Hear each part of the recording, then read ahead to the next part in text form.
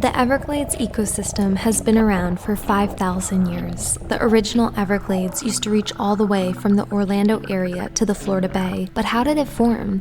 Why is it special? And how has it changed over time? Well, Earth's climate is always fluctuating between glacial cycles, those of which will alter the terrain and influence sea level. When glaciers form, it dries up the ocean. When they melt, it submerges the land.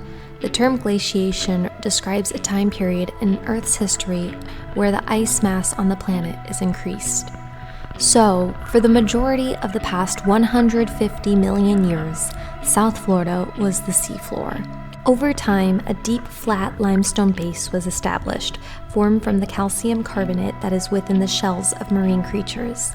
Then, 110,000 years ago, the sea deposited a porous limestone layer known as the Biscayne Aquifer. This aquifer is an unconfined aquifer, meaning that its upper water surface is at atmospheric pressure. It is directly influenced by rainfall and environmental factors, which cause it to rise and fall. The Biscayne Aquifer has an extraordinary ability to store water. About 17,000 years ago was the last glaciation, allowing Florida's landmass to stay unsubmerged. And following that glaciation, the climate began to warm, and South Florida slowly developed its current humid subtropical weather patterns, characterized by regular summer rains. Those rains formed and fed Lake Okeechobee, and during periods of abundant rain, it would overflow its banks and send water south. At this period in time, the ocean was still rapidly rising, but that was changing. The pace of the rising seas began to slow down, and just 3,200 years ago, the slower rise in sea level had allowed a buildup of mud, shells, and sand along Florida's southernmost coast. This buildup resulted in a natural dam that kept the ocean water from passing over it, while also retaining the natural rainfall that spilled from Lake Okeechobee down south. And that is the Everglades we are swimming in today, with deep foundations from hundreds of millions of years ago and forged by thousands of years of change. There are many diverse habitats across the Everglades.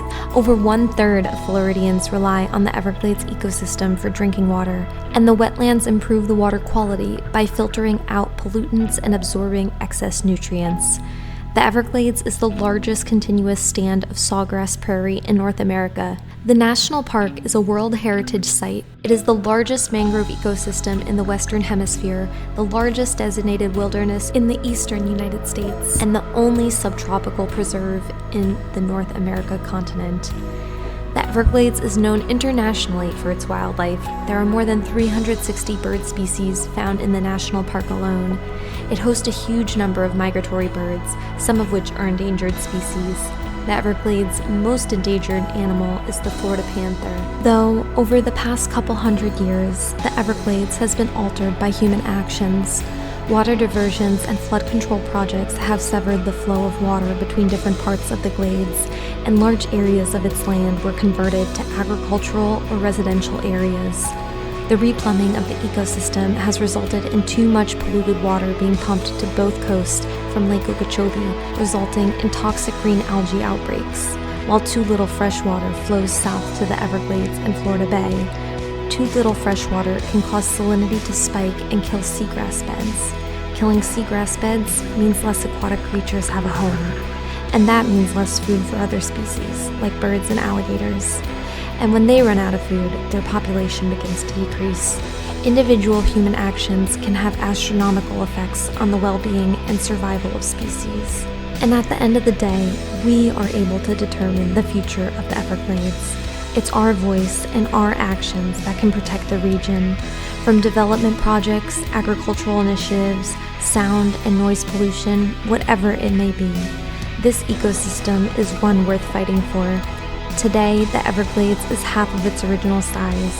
If it's gone, it's gone. There's no bringing it back. But today, it is here, and I hope that for many, many more generations to come, it remains with its remarkable beauty.